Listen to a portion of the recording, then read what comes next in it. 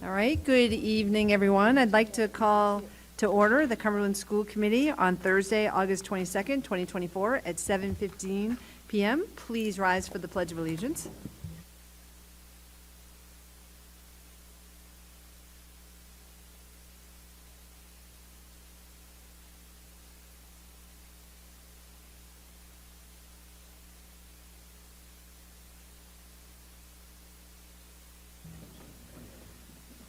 Next item on the agenda is approval of agenda. I need a motion to approve. Motion to approve.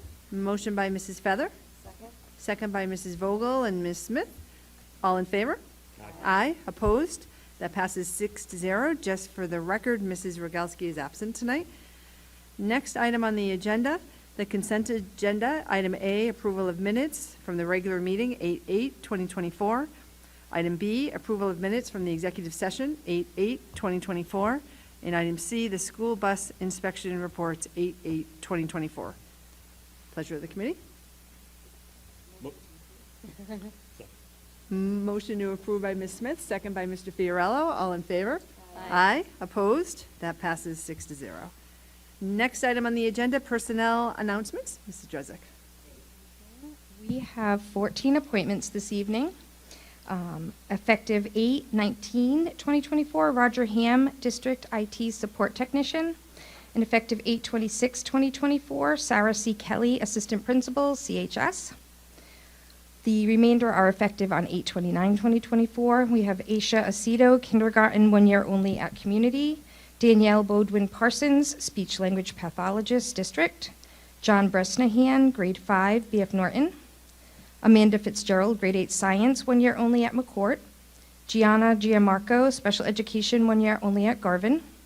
Sylvia Hannah Belisle, MLL Teacher, 1 year only at Ashton. Alexandra Lima, Art .3 at Ashton Community and STEM .2 at Ashton. Kelsey Lucas, Math Essentials at McCourt. Susan Pilek, School Nurse at Community. Liam Roberts, Spanish Teacher, 1 year only at CHS. Alyssa Simpson, Math Essentials at McCourt. And Brian Wagan, Special Education at North Cumberland Middle School. And we've had 3 resignations. Amy Ruhan, MLL Teacher at Ashton. Wayne Dutch, Mathematics Teacher at CHS. And Allison Mudge, Kindergarten at Cumberland Hill. Thank you, Mrs. Drezick. Any comments or questions? All right. We still currently have 8 openings and 5 positions pending paperwork. Thank you. Next item on the agenda is report out of executive session meeting on 8/22/2024. Item 1, report out of executive session votes. Tonight at executive session, we had 3 appeals for denial of school transfer requests. 3 different sets of parents. Student A withdrew their request. Student B, the school committee voted to deny the appeal by the parents, 6-0. And student C, the school committee voted to deny the appeal request, and that passed 6-0. The next item on the agenda is a vote to seal the minutes of the executive session. Motion to seal by Mrs. Feather. Second by Mrs. Vogel. All in favor? Aye. Opposed? That passes 6-0. Next item on the agenda is the superintendent's report. Dr. Thornton. Good evening, Madam Chair. Mike, first slide, please. First up, Madam Chair, we have the Cumberland Education Foundation with Rosemary Riley Shamat, with special guest Michelle Carter and Teacher of the Year Gina Capopiano.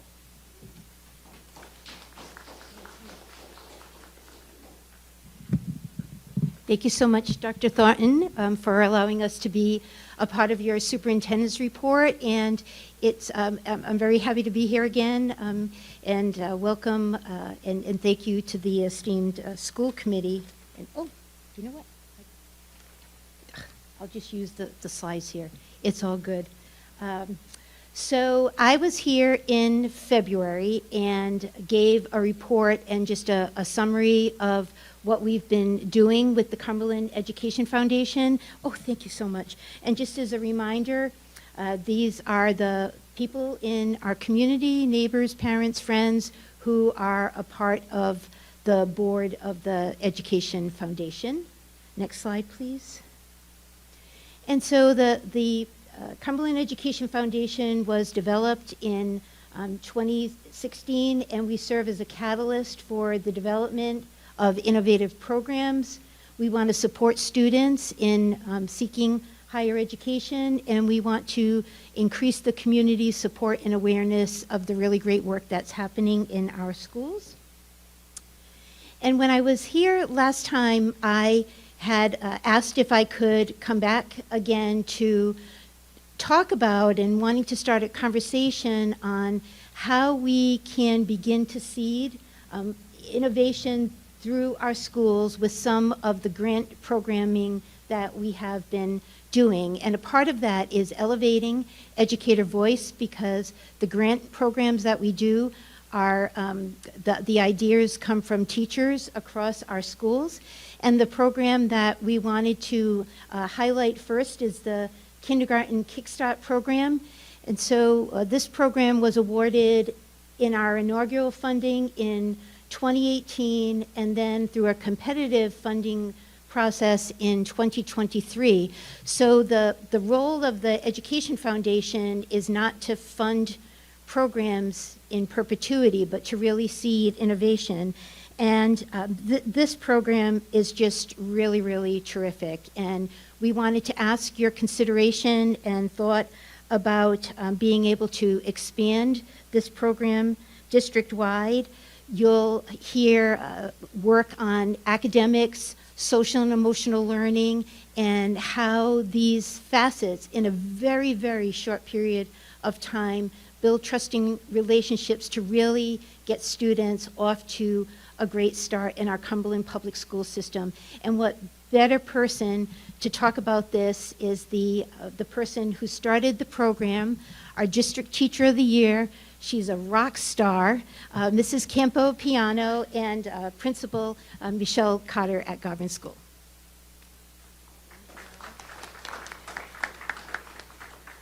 Thank you so much. If you can't tell, I'm very excited about this. The entire kindergarten team is here. Mrs. Stephanie Menard, Mrs. Hen Chicagrana. We worked together on this. We started in 2016, with the exception of the year of COVID. It's a language and literacy-based enrichment program, and we also focus on the social and emotional learning. We work on oral language, alphabetical code, print knowledge and concepts, counting, number identification. We work with perseverance, playing cooperatively with other children, problem solving different situations, right? We're learning how to share and how to work together as a team.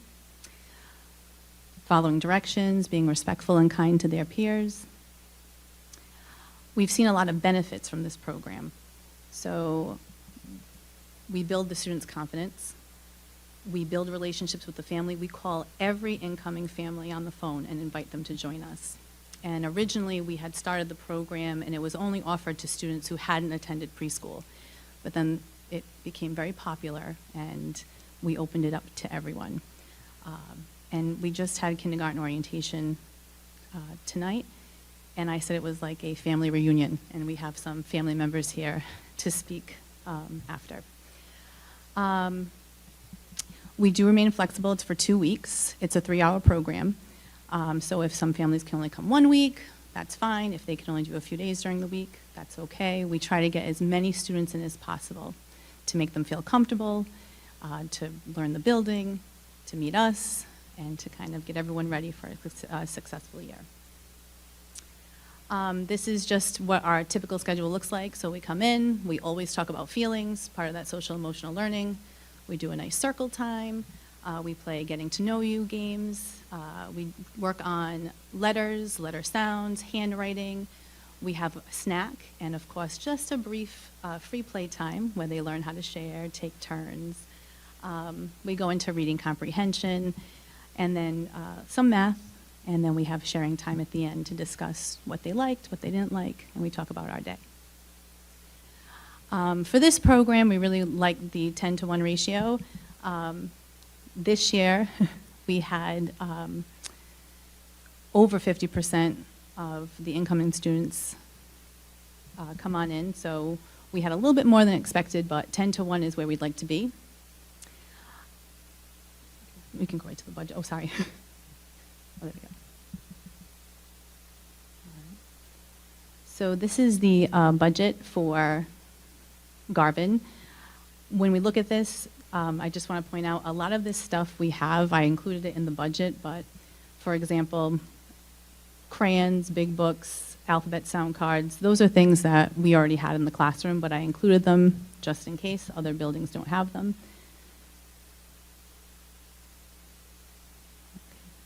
Go back to that, the other side, sorry. So really, the focus is on the snacks and the staffing. We don't provide transportation. That is the only thing that the grants haven't been able to cover. This is the district-wide. Oh.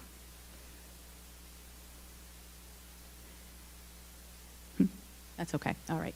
So we made a district-wide budget, and we kind of based it that 40% of the incoming kindergarten kid students would enroll in Kickstart. And we have those totals. Sorry about that the slide didn't work.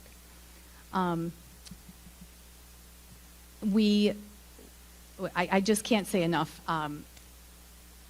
When we called the families on the phone, about 68% said that their children were having anxieties about coming into school.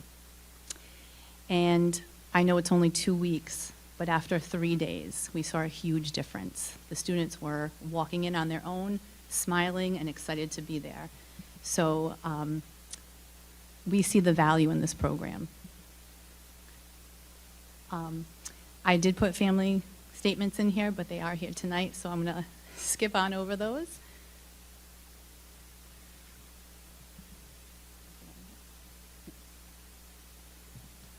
So in years past, we've been able to fund this through various grants. The Cumberland Education Foundation has generously awarded us a grant 2 years, but we've also used a Feinstein grant. That's how it was funded this year.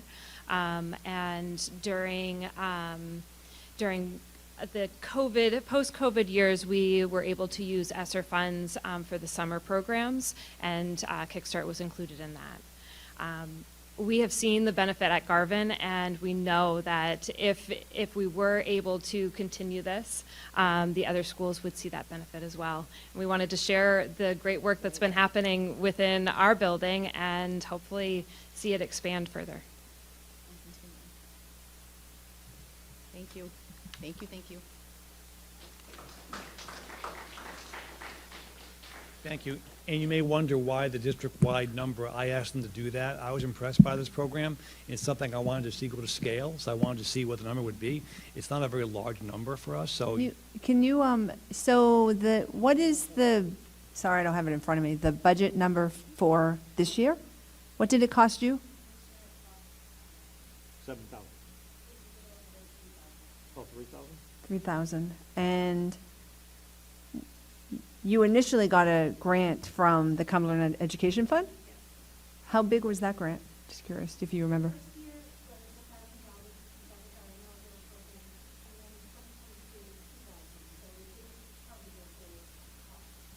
Okay.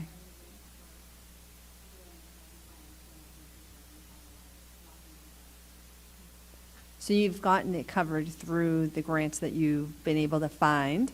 And then, so that's 3,000. And then what is the total amount for expansion?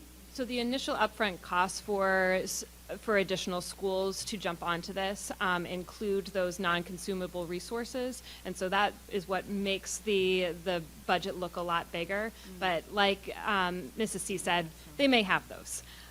So overall, the expansion would be $37,000 for the entire district. For 1 year? For 1 year. Each year? And then what's the ongoing, after the consumables, what's the ongoing cost? And then after that Staff. initial cost, it would be $30,000 a year. And it is staffed by teachers? Teachers, yes. So we've been able to, all of our kindergarten teachers have been interested and excited, so they've been a part of it. We've also had some teachers' assistants who have come in to help when our ratios get bigger.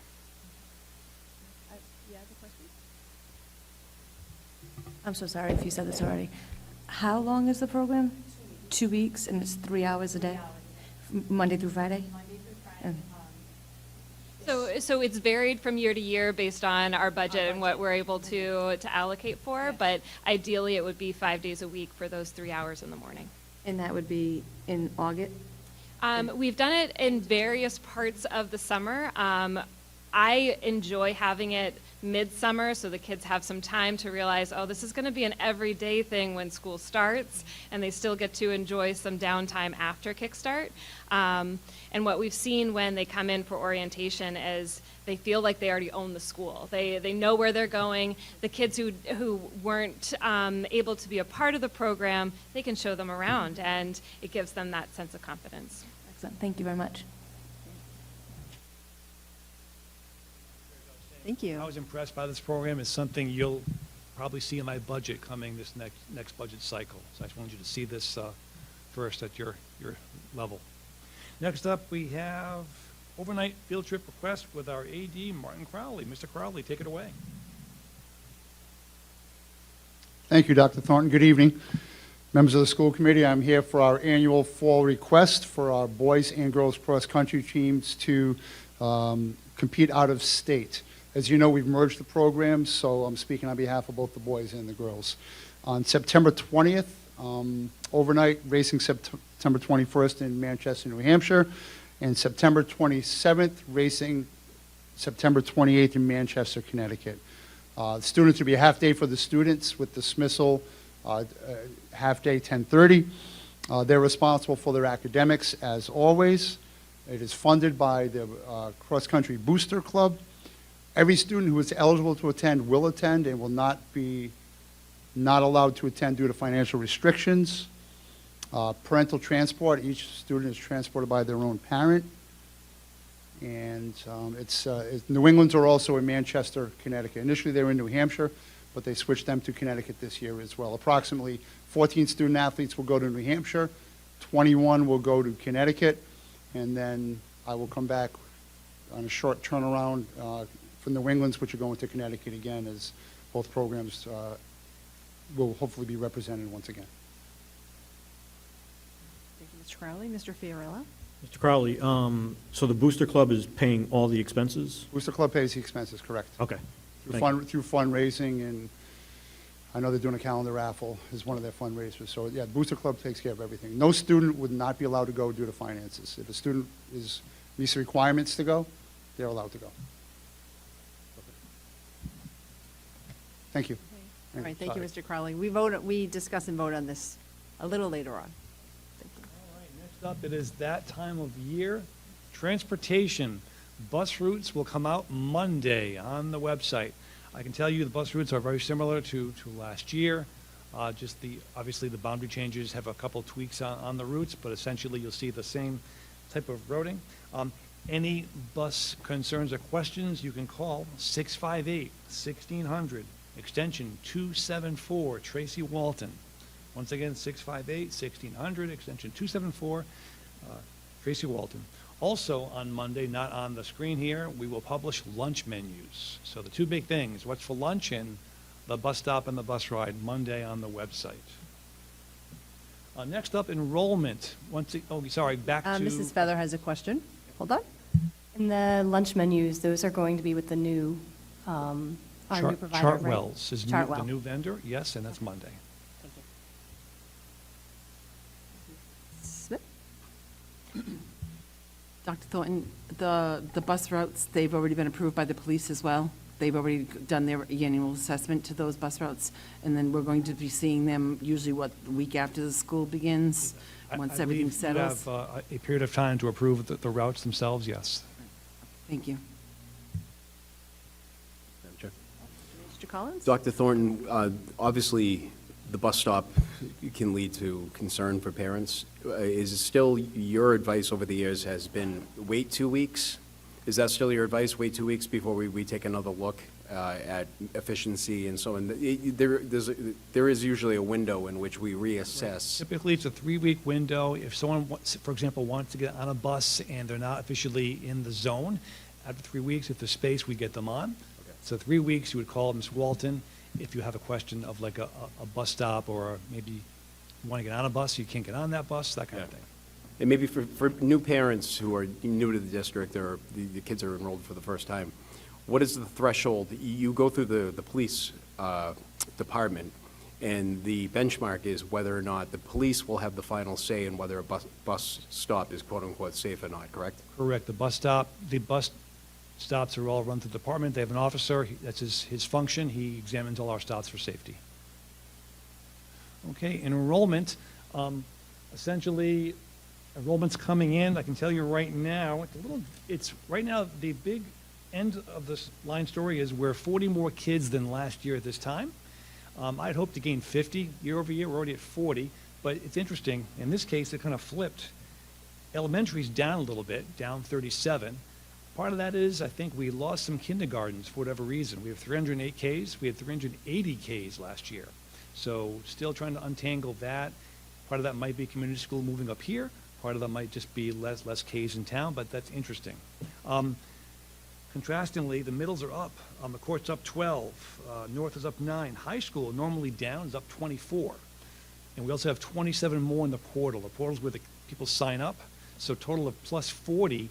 I would say also there's typically a rush on us from now until opening day, so we might get more. So it's still, we're up 40 right now from last year. So we'll keep watching that. Mr. Collins? I do have a question. Do you have any idea how many students have returned from the BVP school department? I know since March, we have 16 or 17 since March. We track that separately. Yeah. Next slide, Mike. Also, I know folks often ask about elementary enrollment. So this sheet kind of gives you a guideline of what we do. On the left, you see the schools. Up top, you see the class size caps. You can see the yellow. We essentially have 100 classrooms in K-5, and 34 of those classrooms are at capacity. So we do have room in different grades. So if Garvin K is full, there's still K room, as you can see at Cumberland Hill, at Community. So we try to make sure we have a safety valve. But right now, we are filling up in some grade levels, and we still have space in other grade levels. That's what it looks like this hour. This can change every day, but that's what it looks like as of today around 2 o'clock. So just so you know how that works. Next, Mike. Keep going. We'll go on. Construction. Here we go. So we're into the home stretch. Next time we talk, we'll have opened already. Ashton, here it is on the left. Upper left is the stage. It's come a long way in the last couple of weeks. Bottom left, the furniture is in. The materials have been delivered. The teachers' materials are there. They come in, I believe, on Monday. We had to get a TCO so folks can come in, and that was achieved this morning. So we got that, and they come in and unpack their items. On the left here, the glass is in the new common areas, and on the other side here, once again, just 2 more classroom examples with the furniture that's been delivered. Next up on the left, the new common area, all cleaned up, ready to go. In the middle, another classroom. And over here, bottom, middle, that's one of the common areas. Furniture keeps coming in. When it comes in, it has to be assembled. So it's assembled here and staged, and then deployed in the school. It's a well-oiled machine by the team. And on the right here, another classroom example as it was set up at Ashton. Oh, go back one, Mike. Back one. The cafeteria, upper right corner, we had to wax that in stages. So now, as of today, it's all waxed. Now we're emptying that out, getting our new tables laid out. So that's also underway. On the left, we spread, how many yards of mulch? 100 yards of mulch. That's a lot of mulch. At Ashton was spread just a couple of days ago, so that's there. On the right, we have new gates put in at Ashton. Bottom left, a new fence line goes all the way around the back of Ashton, abutting the property. You can see that, the bottom 2 pictures there. And the bottom right, the moving company is still unloading every day as we get closer. Go ahead. And I think yesterday, or today even, they lined this. The striping is down, and that is, okay, next. But that's not it. We also have the preschool center. As you know, the preschool is relocated for 1 year to part of Community, the new wing. On the left, that was the cafeteria. That is now a 7th classroom if we need it. Also some office space for the preschool leadership. Bottom left, that's the wall we put in to separate the construction from the preschool. So that's the demarcation line of construction and our programming. And bottom right, The new roof is almost done at Community. That's already been underway. And upper right, thank you, Mike, for the arrow, keep me going. Upper right, that's a classroom once again that's set up, now just ready for the folks to come in to unpack materials on Monday morning, I believe. North Cumberland Middle School, for years, the cafeteria has not had a vent hood in the kitchen. That's been a problem. We finally tackled it using the funds from the cafeteria, and that's a picture. Not very exciting, I know, but we needed it, and it's we're trying to push to get that done. That's the vent that we had to have in North's cafeteria. Next, the court is getting a new office and a new front entryway. You can see here I'm standing to the back. They now have double doors to keep people in the box, if you will, as they come in for safety. Bottom left, that's one of the offices with a new ceiling and paint. Middle up top, new entryway, that's the desk, and they're putting in the hanging lights. And on the right, bottom right, 2 new office spaces, all out of the old footprint of what was the McCourt office area. So a much better look. That was one of our small projects, and that's moving right along. And I think that is it. Also, as you know, we're finishing 2 classrooms upstairs in the trans area. We had glass come in today. We have the lighting is in, the floors are in, and now we're into spackling and painting, and then we're putting in some sound paneling to make it a more of like a sound conducive environment. So happy to answer any questions on construction. All right, Good. thank you. Thank you, Dr. Thornton. Next on the agenda is reports of standing committees, starting with the Fiscal Management Subcommittee update. Mr. Collins? Thank you. The Fiscal Management Subcommittee met this evening. We have 13 resolutions for the committee, no bills for the committee tonight. Just a couple updates. One, I think we just saw pictures of it regarding the facilities. Both Will DeJesus, the facilities director, and Dr. Thornton commended the work crew, the custodial staff, the grounds crew, for getting the grounds ready for the opening of school, and all reports are that it looks exceptional. And Mr. DeJesus also points out that the crews really pulled together, a lot of collaboration, a lot of teamwork, and we're ready to go for the start of school week after next. So thank you to everybody. Awesome. Thanks, Mr. Collins. Next, Policy and Procedures Subcommittee update. Mr. Fiorella? Yes, we did have a policy and procedures meeting on Tuesday evening. We discussed the H13 administration of medical marijuana, which we will be discussing further on the agenda, as well as an update to the Title IX protections from sex-based discrimination, which Mr. Adams will give a briefing of later on the agenda.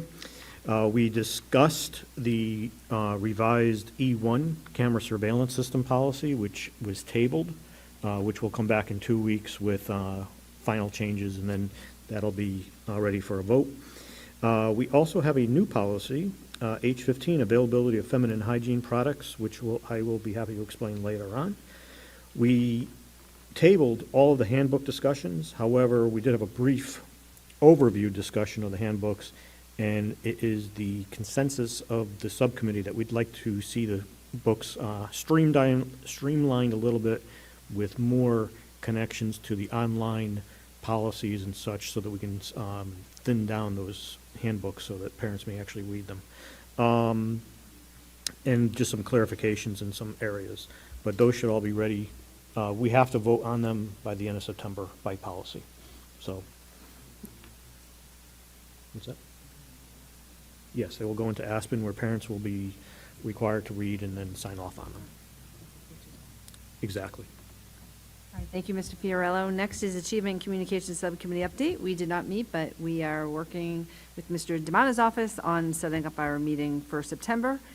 And the next is District Health and Wellness Subcommittee update. This committee does not meet in the summer, so there's no update for that one tonight.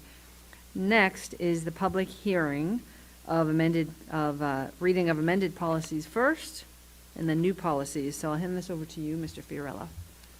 I would just ask that H13, the administration of medical marijuana, A5, Title IX protections from sex-based discrimination, be read into the record, and also the reading of the new policy, the second reading of the new policy, A1 Cumberland School Department mission statement, and also the reading of the new policy for the first reading, H15, availability of feminine hygiene products be read into the record.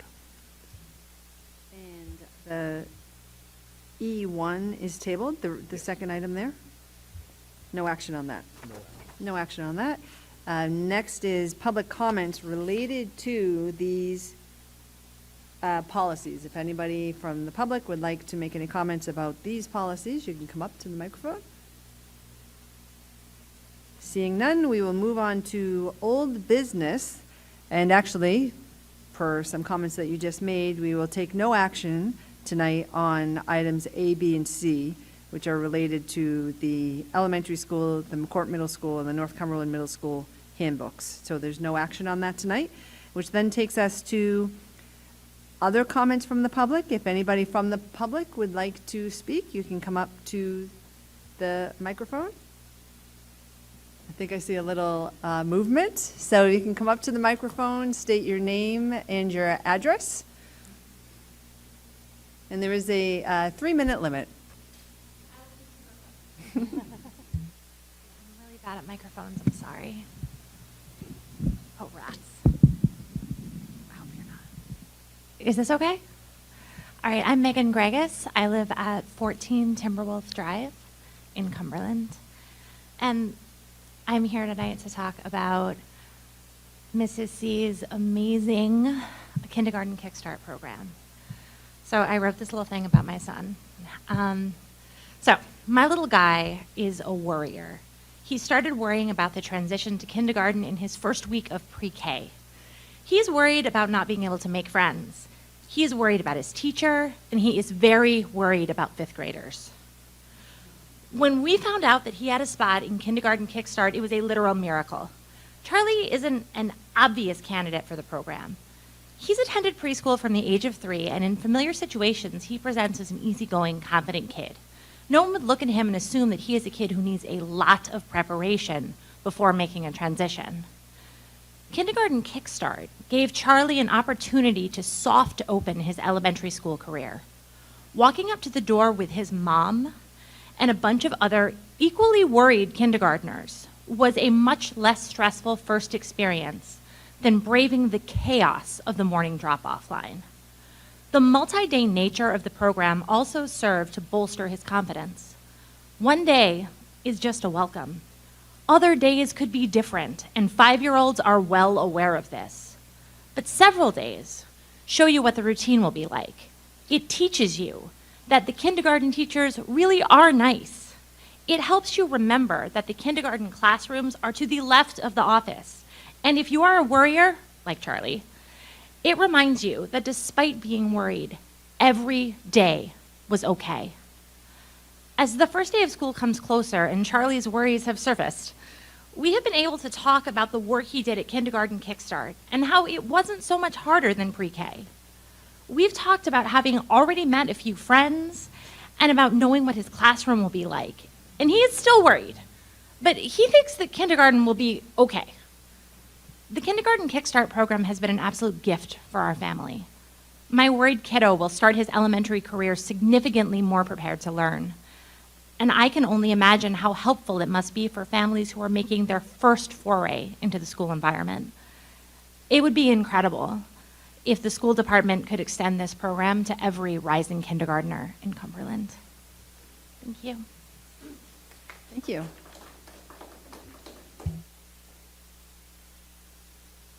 Hello, I'm Gina Palermo. I live at 45 Rhode Island Ave in Cumberland, and that was way better than mine. So, I actually have a tragic fear of public speaking, but I believe in the program so much that I agreed to comment on it because, and I wrote a thesis, but I'll be brief. So I just wanted to take a second to commend the brilliant minds that thought of this in the first place, because it really, truly is really critical for kids who need that little bit of a preview before starting school. Because good first experiences in kindergarten are important for all students, but with my daughter's profile, this was really important for her success. My daughter Willow is really, she does really well academically, but socially and emotionally, she has a lot of trouble with transitions and with separation. In fact, preschool and pre-K, she cried at drop-off for basically from September all the way until like the end of February for both years of school. She just had a real hard time with separating from us. And, you know, by then she finally felt acclimated. It took her that long. So she's also been worried about kindergarten this whole time. I was truly grateful that Willow was selected to participate in this program, even though she had that preschool experience, because, you know, this little bit of practice in separating from us has really helped her, you know, overcome that fear in like a non-hectic environment. You know, once school starts and there's all these students, it's a whole different environment. Excuse me. So she's now able to begin at Garvin ready to learn. She's also now excited to start in her new school. When a month ago she had significant anxiety about going. In closing, my daughter's not one of those kids that can just go with the flow, but that's okay. You know, this program helped her label the excuse me, level the playing field and ensure success for all the kids. Thank you. Thank you.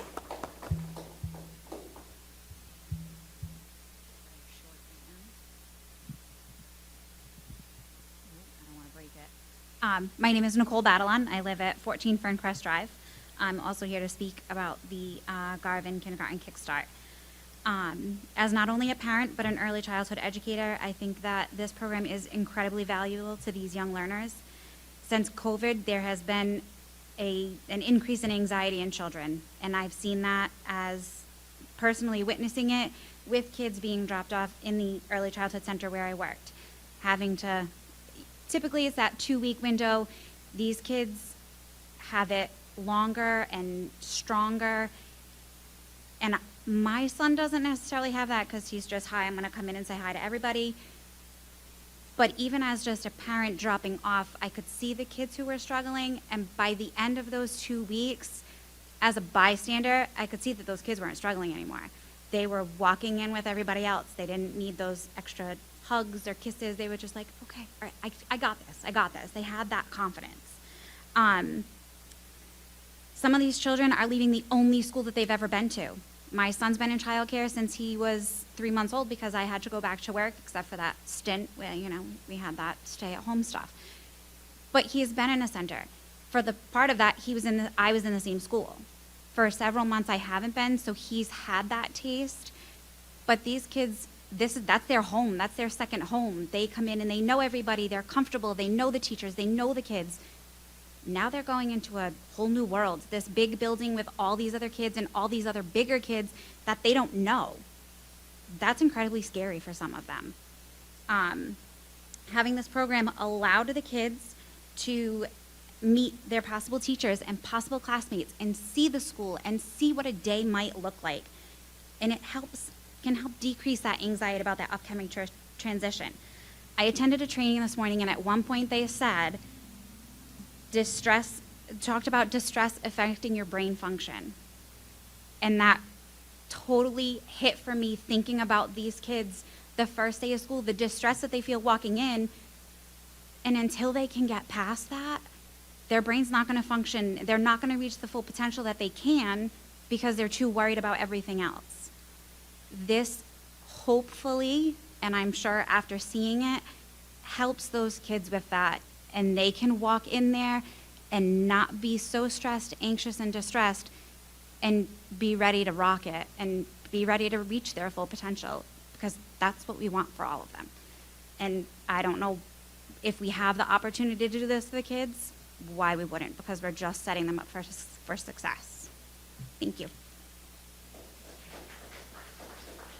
Thank you. Hello, I'm Jason Dean, 150 Staples Road. Last week, you guys voted on the investigation that had concluded after 6 months.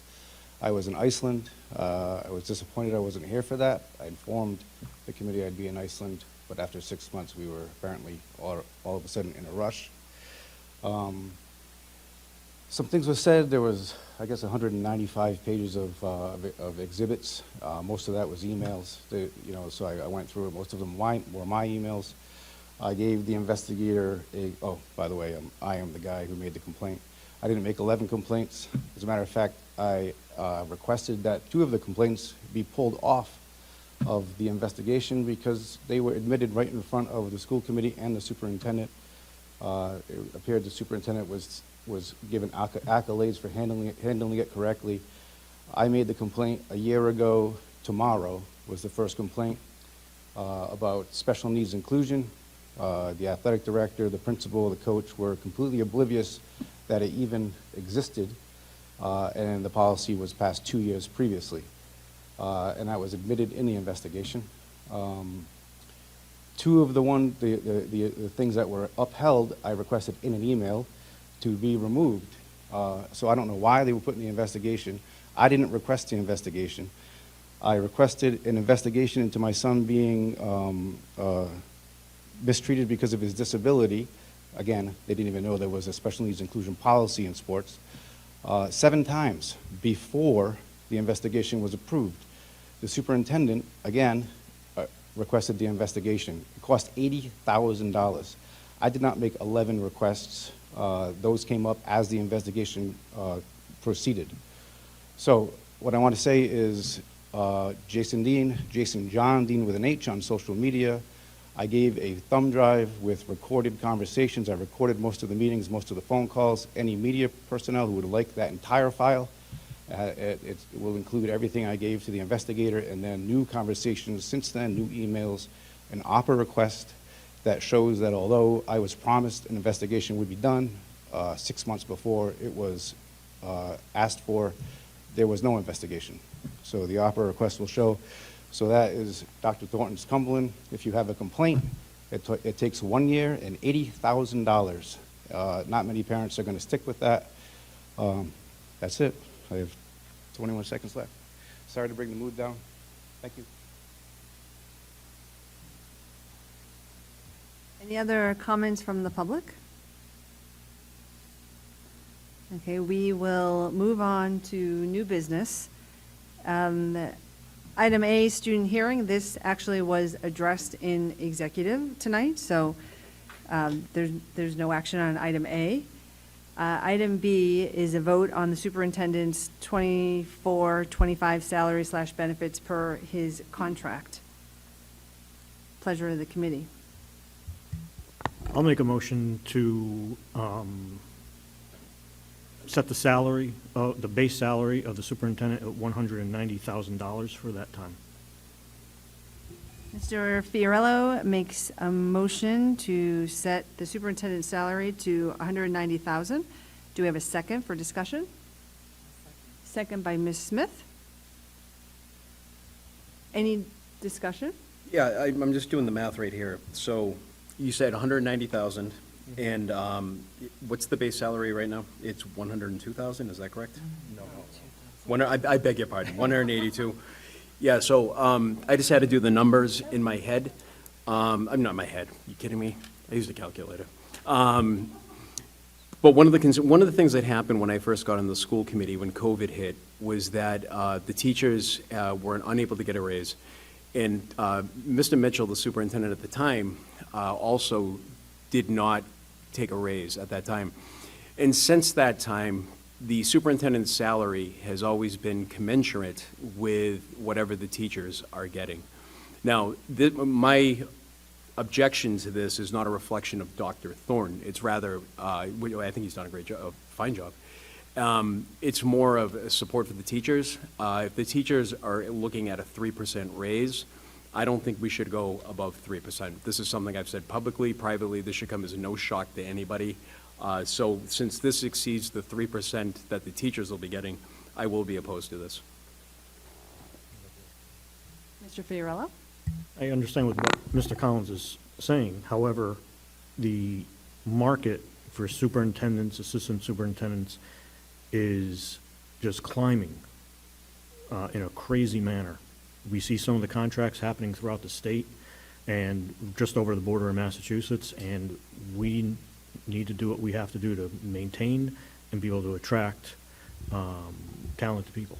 And I would counter with that the teachers have to be raised to the market rate as well. They should be paid commensurate to what their counterparts in Massachusetts receive. Because this is just my opinion. Lord knows we've exceeded the test scores of our neighbors in Massachusetts as well, and I think the teachers should be paid accordingly. Of course, this will be after my time on the school committee, but it's my hope that the new school committee continues with the policy of making it even across the board. There is actually no policy. It was something that happened when we were unable to give teachers any raises. So that's when that started happening. Mrs. Feather? I was just going to ask if, the, some of the amounts of some of the other superintendents, I think Barrington was at $260,000 a year. So we are still well under that, thankfully. But I just wanted to make sure that that number made it out there, because it shocked me.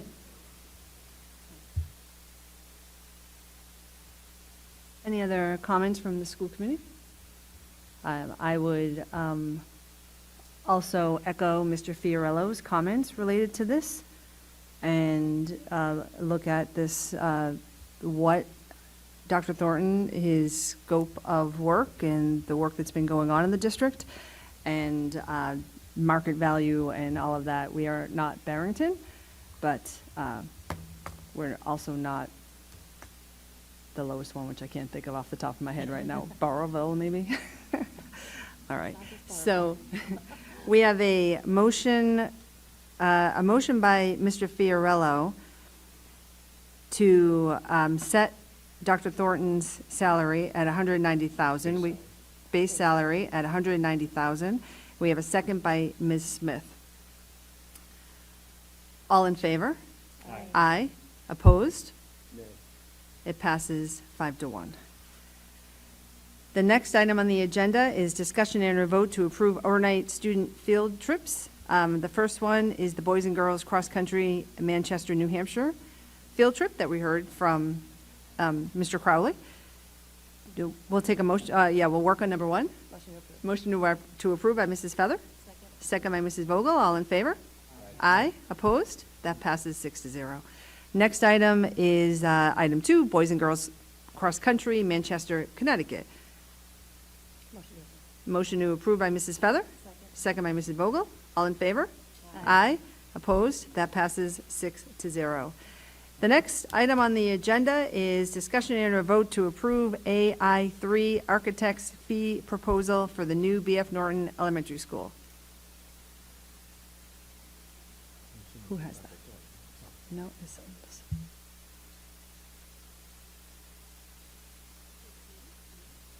I'm Anne-Marie from Colliers, and I'm here for the recommendation to award the design services for B.F. Norton Elementary School to AI3 Architects.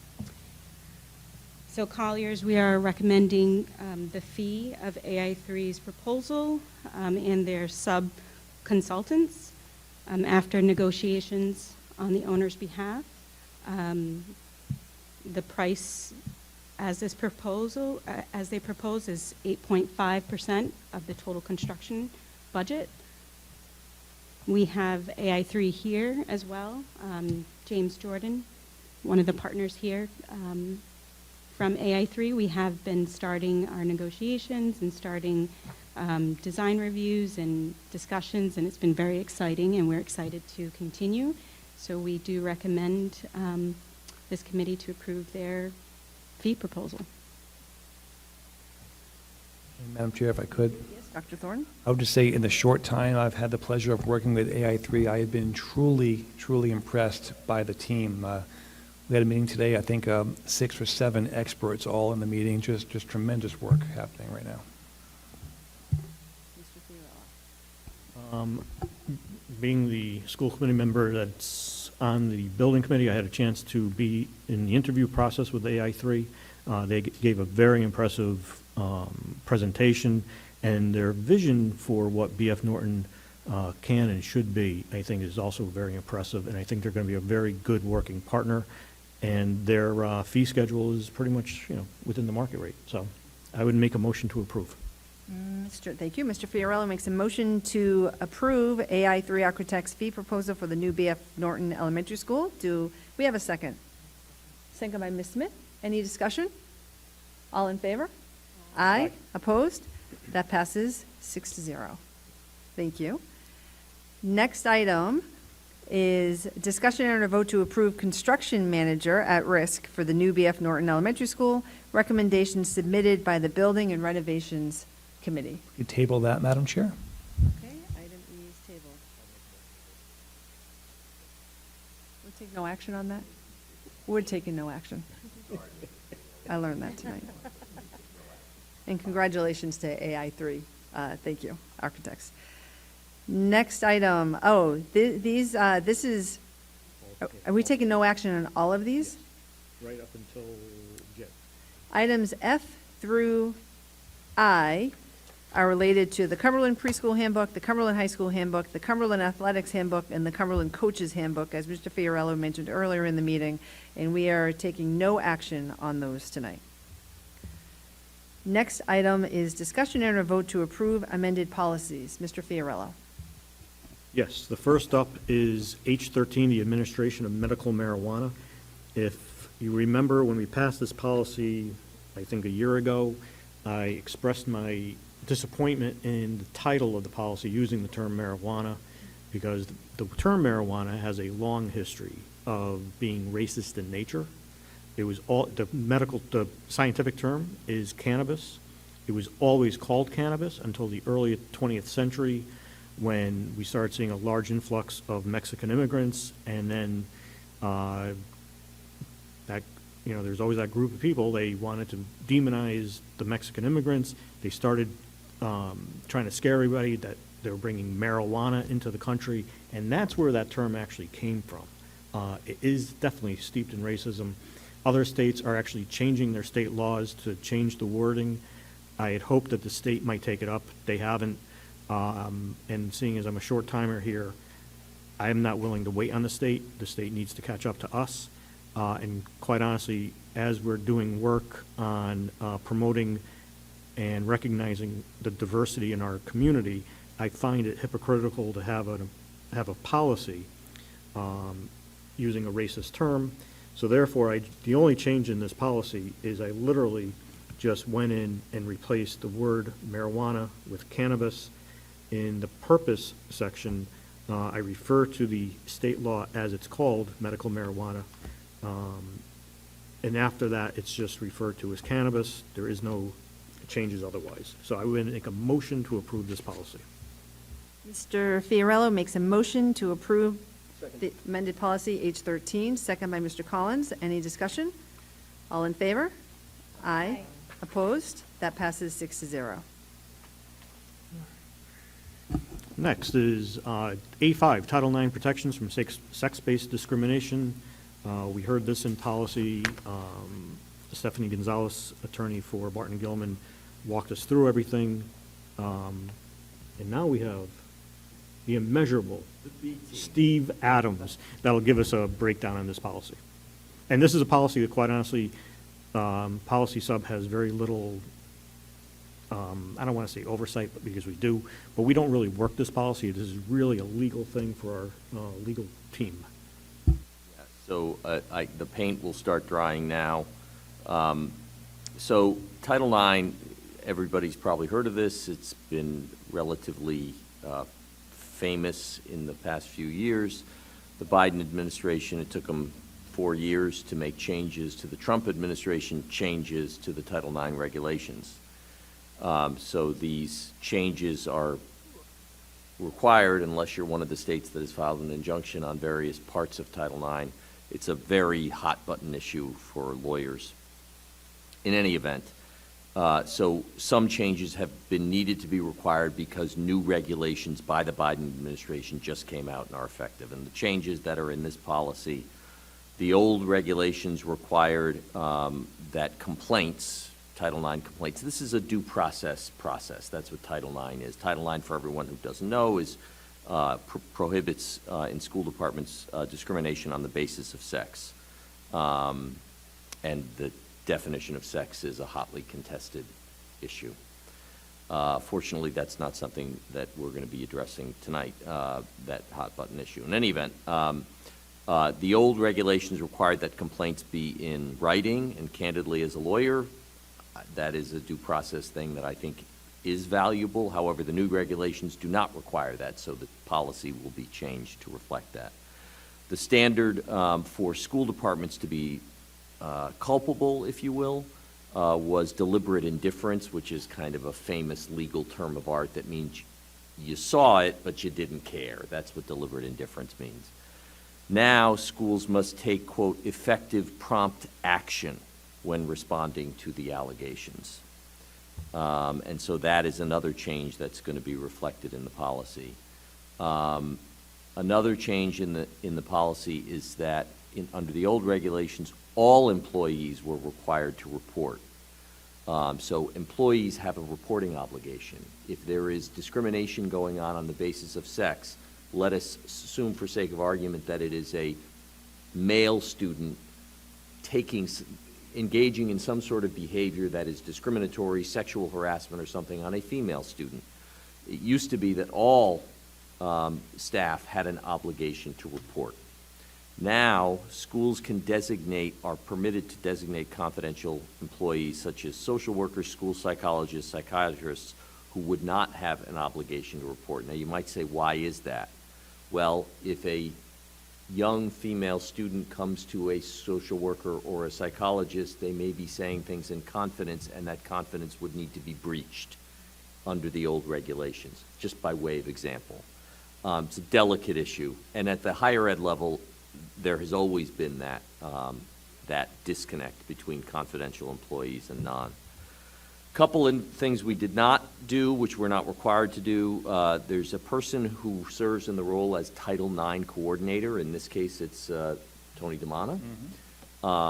There is also a person who serves in the role of decision maker. This is an incredibly complicated regulatory system. The decision maker is sitting to my right, Dr. Thornton. The regulations permit at this time the Title IX coordinator to also be the decision maker. We don't like that. I think the person who's serving as the coordinator is the person who is taking in the complaints and sort of farming them out and shipping it out, and not really supposed to be, in our view, the decision maker, so we did not make that change. We weren't required to. Definition of hostile environment used to be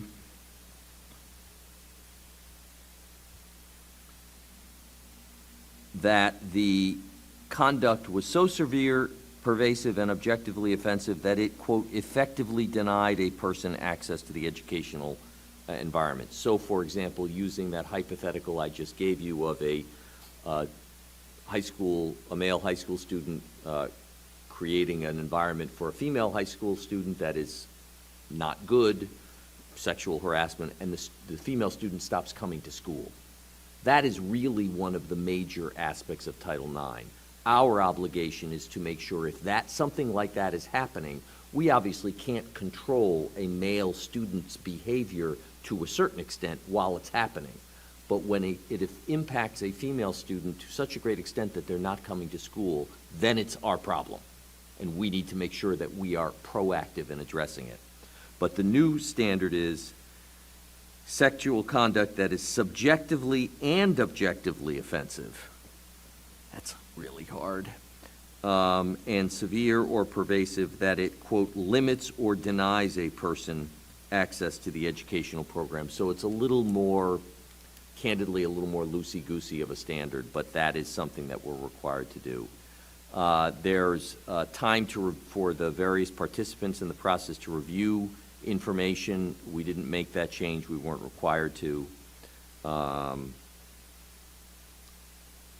And then there is a whole process about informal resolution. Just because a complaint has been made, the complainant doesn't need to go through the whole process. Sometimes this is a very sensitive issue for everyone, and so if you can resolve it informally, that is in everybody's best interest. And it certainly can be in everybody's best interest when we're talking about really younger kids who are in 5th, 6th, 7th grade. The informal resolution now is available even before the complaint has been filed, except for a couple of circumstances, so we made that change. dismissals of complaints now are discretionary and not mandatory. All dismissals of complaints are now discretionary and not mandatory. There are certain mandatory, there used to be certain mandatory dismissals. If something didn't meet the requirements of Title IX, it mandatorily would be dismissed.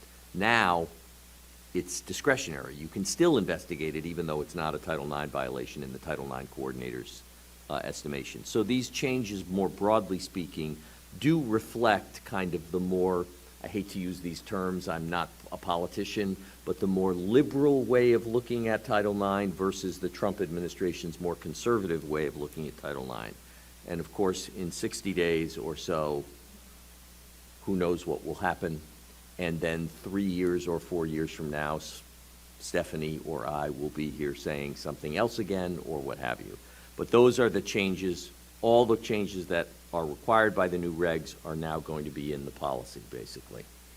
That's the gist. And I'm happy to answer any questions, although I'm not expecting many, but. I'm just going to sum up a little bit.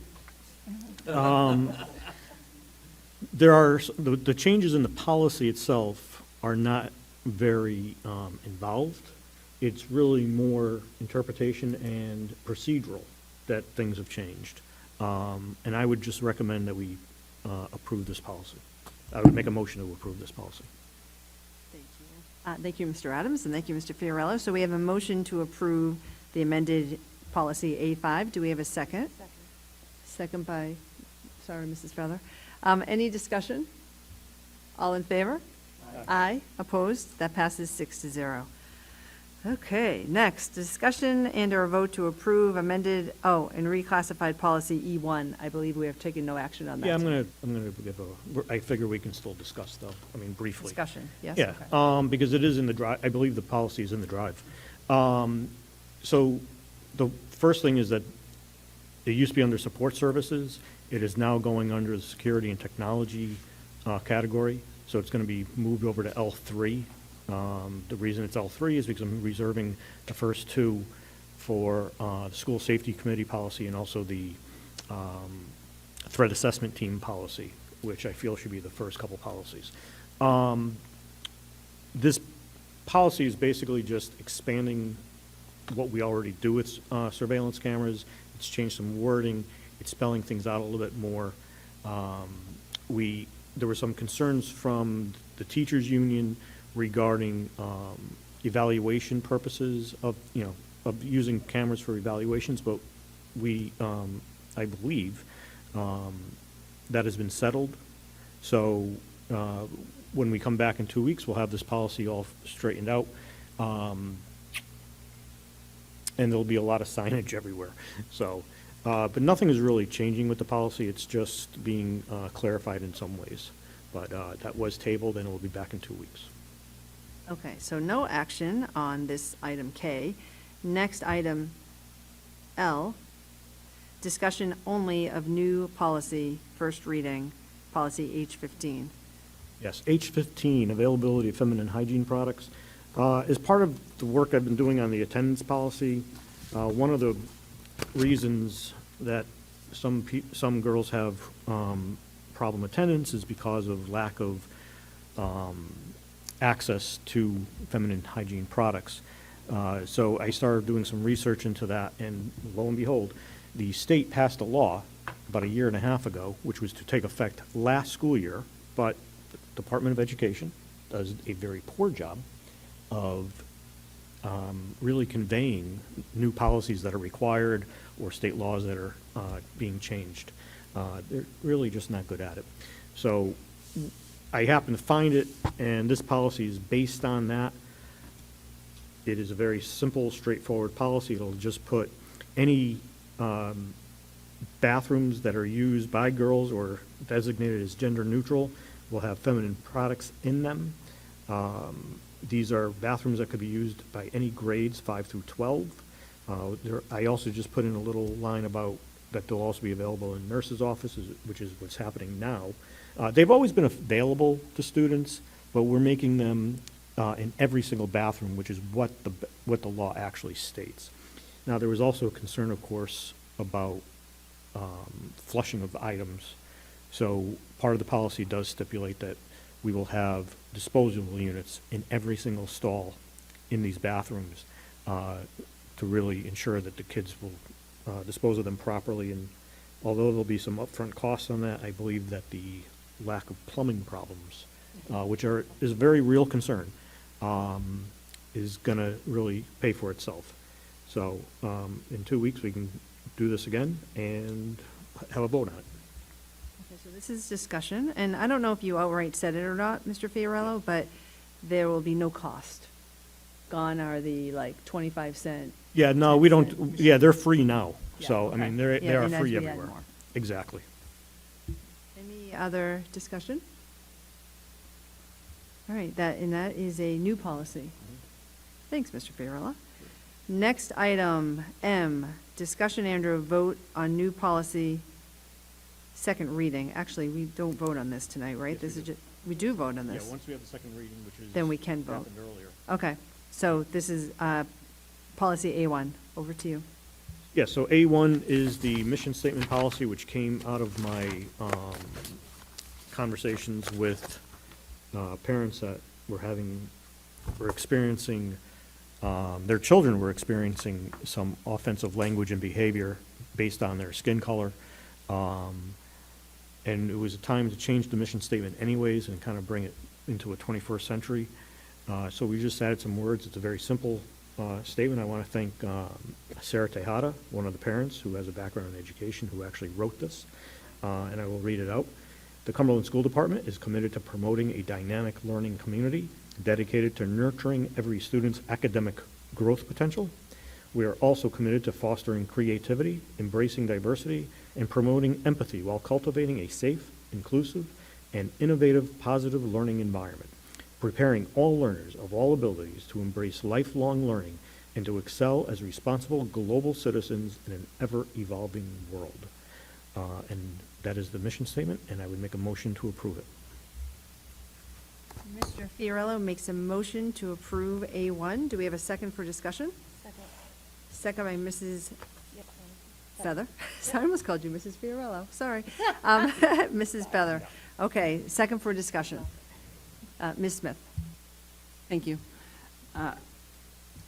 With the mission statement, I believe that we do need to have some mission statement. I do think that we have to look at this.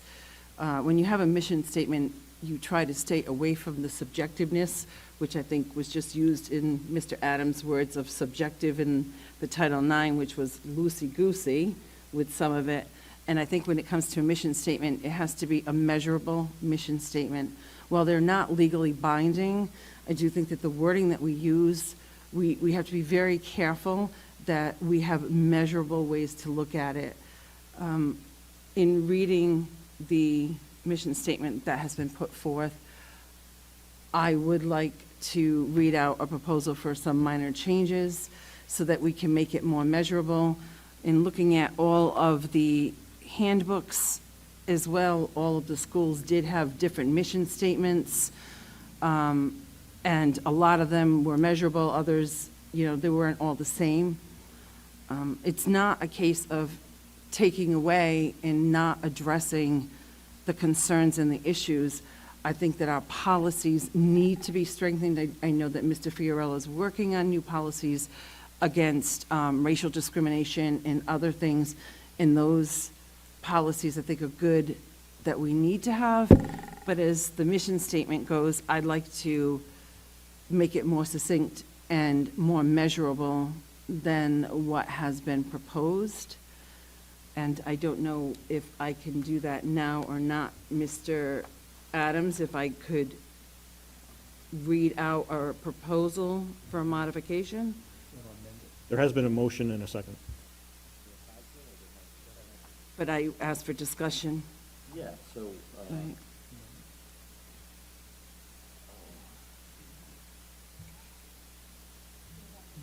Well, While he's thinking, I'd just like to add my it's 2 part of cents. the discussion, but we will have to go carry through on the motion that's already been said. So yeah, I wanted to discuss first. So, yeah, but the motion, if the discussion yields decision to amend, then you can address that by voting. God, the Robert's Rules of Order, this is complicated. Let this motion die.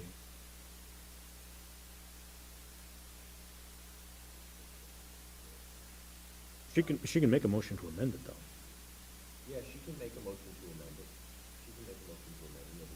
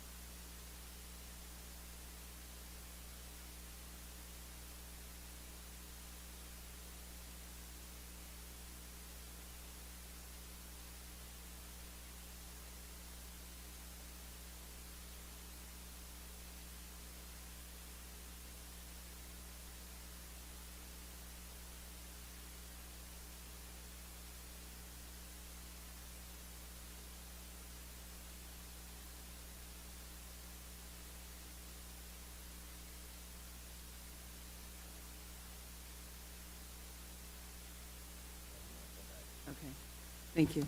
In the meantime, I've tried to make it easier by printing out what the mission statement is that Mr. Fiorello read and proposed one. If you want to just take one and pass it down, we'll make it easy for you to see it.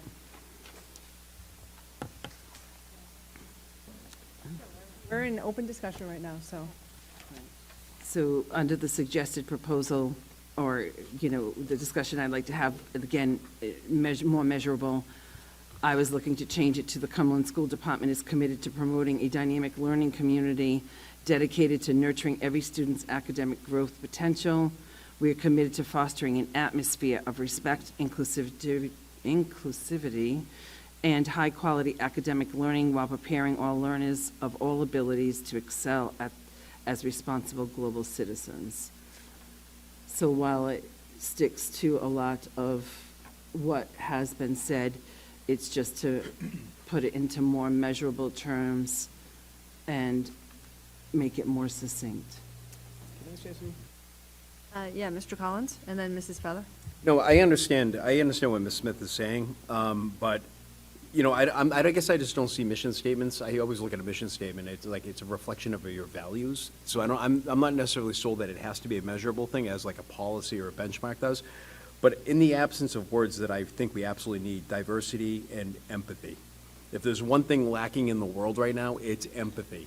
And I think that absolutely needs to be in there. So anything without the word empathy, I can't support. But I do appreciate the effort. I understand what you're saying. Okay, Mrs. Feather. So I'm on the subcommittee for this as well, and I voted in favor of it. Just wanted to explain why. I too believe that we need to actually say our values here. I believe that we need to talk about empathy, we need to talk about diversity. And I thought that the statement, and I remarked this during the subcommittee meeting as well, I thought that the statement that is written was beautiful. I used to teach a mission, vision, values statement writing course at Brown University. So I kind of think that I have a grasp of what a mission statement should be, and I thought this one resonated well. Yeah, I guess as I'm looking at the differences between the one that's proposed, the one that was passed 2-1 in the subcommittee and the one that Ms. Smith is proposing, I'm trying to identify what the differences are. And there are some words, and, you know, kind of to Mr. Collins' point, but there's some other words too that are also missing from the revised one: creativity, diversity, empathy, safe, and innovative. Something? So I guess I'm a bit confounded by this because I don't believe that, I'm not really certain how this one is more measurable than that one, and I'm not certain that mission statements actually need to be completely measurable, but, Mr. Collins? Yeah, it's just, also I look at the word, I like the word inclusive, but the problem, my issue with that word, and I don't want to get too hung up on words, but, you know, this isn't Miss Feather's class at Brown, but it's fun, that fascinating. But I would also say, that's interesting. No, I just did that sounds like an interesting class. The problem with being inclusive implies that we bring everybody into the fold into this one homogeneous. Inclusive is in the one that was already passed as No, well. no, I understand that, but I think we have to add the idea of inclusive is we bring everybody into like a homogeneous fold. Well, the word That is not what inclusive means. well, It's it's not okay. homogeneous at all, actually.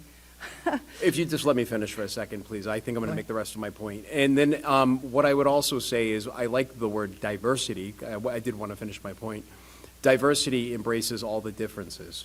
So I think having both of those words in the mission statement, I think, is very important.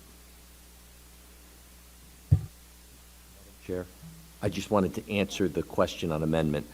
I'm wrong, so not the first time, tonight, probably. Ms. Smith can certainly, after a second, move to amend, which would require a second, and then a motion, and then you would vote on the motion to amend as seconded, and then vote on the amended motion. So it isn't actually crazy in this moment. So a motion can be made We've definitely done this before. by Ms. Smith. Along the lines of, I've given everyone this, I move to amend it according to the language here. And then if it's seconded, that motion to amend would be voted on or discussed. I mean, you're already discussing it, but, so, everybody follows that? I can stop talking? Yes, says Amy Vogel. I just want to say that I believe that a mission statement, and I've never been a big person on mission statements, but I do believe that they're not meant to be measurable or evaluative. I believe they really are a philosophy or an aspirational ideal of what we want to promote as a school district, and therefore should be a little more pie-in-the-sky thinking. That's all I'm going to say. Okay, Ms. Smith, how would you like to proceed? Well, I did want to just say that after that meeting, because we were not aware of it going into the subcommittee meeting, of course, so didn't get to do a lot of the research, and that question was asked. I did go back and I did do a lot of research, and I did do a lot of look at different things that are out there with the federal government and with what should be looked at, and over and over and over again, the word measurable came into everything that I was looking at to guide you into making a positive mission statement, which is why I did go in and make those changes, because I just felt that there was subjectiveness, and I didn't want people to hold us to something that was subjective when our policies are where we should be held to the standard, and we're going to be able to lock down policies. So I did just want to explain, this wasn't about cutting out words, because those policies are needed. I 100% support these policies getting written and putting them into place so that we do have controllable environments. And I was just, again, trying to make it more succinct. So at this point, I will not make a motion. It does appear that everybody has their own personal thoughts on this and is wanting to keep what is there already. So I will not make a motion to amend and waste everybody's time. I did want to bring this up, though, in discussion and my philosophy and thoughts about why I got to that point. Thank you, Ms. Smith. So, I'm sorry, I just want to say that. Yes, Mr. Fiorello. I just want, and I forgot to mention, this was never a policy before. This was always just kind of out there. It was usually done by, like, strategic planning. It was part of that process. And sometimes it was very hard to find, and there was really no transparency of how it was reached. And I felt that it should just be under the foundations and basic commitments of a school district to have their mission statement in policy. Plus, it'll be easier to go back and, I'm sure in a few years, it'll be revisited, and some changes probably would be made. But I just wanted to make it somewhere that was easier to find and actually approved by the school committee, which had never happened before. Okay, thank you, Mr. Fiorillo. So we have a motion to approve the new policy, A1, the Cumberland School Department Mission Statement. Motion by Mr. Fiorillo. We have a second by Ms. Smith. Mrs. Feather, I'm so sorry. You're not Mrs. Fiorillo either. I know, sorry. Sorry. And any other discussion, any other comments? I just want to make it clear, I do support that we have a mission statement, and I think that what Mr. Fiorillo has done is absolutely the right thing to do. Get a mission statement out there, and all the schools should all have the same mission statement across the board, so when we do the handbook updates, I do think that whatever occurs, it has to be there. Okay, we're going to take a vote. All in favor? Aye. Opposed? That passes 5-1. Thank you. Thank you for that, that good discussion, everyone. Next item N, discussion and a vote to approve resolutions. Mr. Collins. Yes, we have 13 resolutions, but before we begin, all 13 resolutions were before the Fiscal Management Subcommittee. Before I would ask for a motion, we have SCPI-08-2024-136 through 148. I would ask for a motion to table numbers 141, 142, and 143 due to the lack of supporting documentation in the drive prior to the meeting. Okay, Mr. Collins makes a motion to table resolutions SCPR 08-2024, 141, 142, and 143. Do we have a second? Second by Mr. Vogel. All in favor? Aye. Opposed? That passes 6-0. With that remaining, I would we have SCPI-08-2024, 136 through 148, minus 141, 142, and 143. All 10 resolutions passed Fiscal Management Subcommittee 3-0, and I've moved passage to the full committee. Mr. Collins makes a motion to approve resolutions SCPR 08-2024-136 through 148, minus 141, 142, 143. Do we have a second? Second by Mr. Vogel. Any discussion? All in favor? Aye. Aye. Opposed? That passes 6-0. Thank you, Collins. Oh, next, discussion and a vote to approve payment of bills. There are no bills.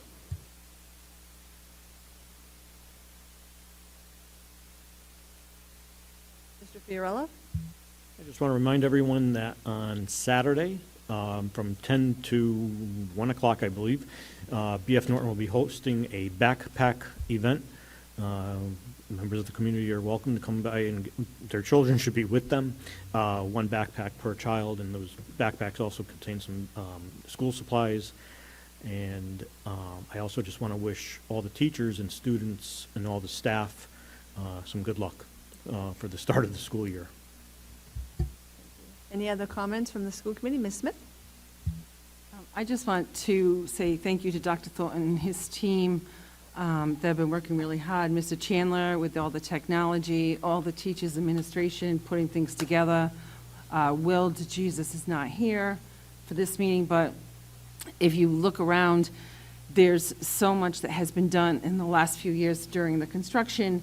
We always felt like we were coming up to the last minute of, waxing floors the night before, getting the stuff set up.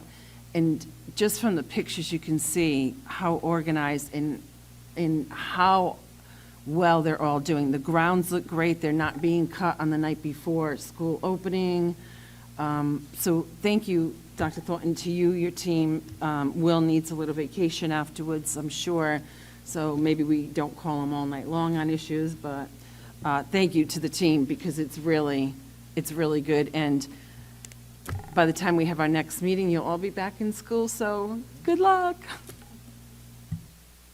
Thank you, Ms. Smith. Any other comments? All right, moving on, executive session, but I don't believe we have that tonight. Dr. We do Thornton? not. Okay, next item is adjournment. I need a motion to adjourn. Motion by Mrs. Feather. second by Ms. Smith. All in favor? Aye. Opposed? We are adjourned at 8:40 PM. Thank you, everyone.